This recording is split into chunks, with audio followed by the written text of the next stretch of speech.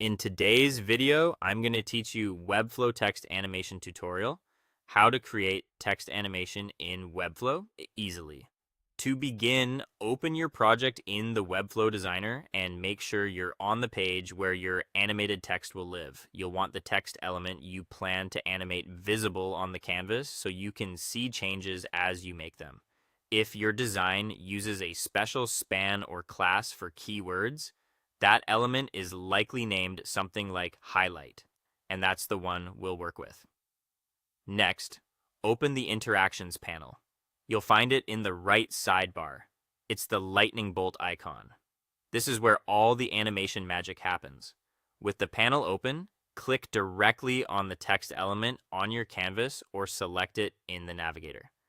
If you see a text span or link called highlight, select that. Selecting the most specific element ensures the animation applies only where you intend, rather than to an entire heading or section. With the correct text selected, confirm the selection again if needed. In some builds, there may be multiple nested text spans, so a second click helps target the exact element you want. You should now see the Interactions panel referencing your selected element. Choose Mouse Hover as your trigger.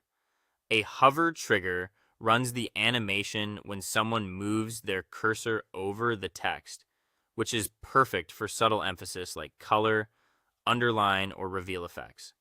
Hover is great because it's lightweight and doesn't require the user to click anything, but be mindful of accessibility and make sure any critical information isn't only revealed on hover. From the Actions menu, select Start an Animation. This option lets you run a timeline when the mouse enters or leaves the element. You'll notice you have two states available, hover in and hover out. Hover in is what plays when the cursor enters. Hover out reverses or plays an exit sequence when the cursor leaves. Keeping both states consistent helps your animation feel polished. Now choose the highlight animation for this element.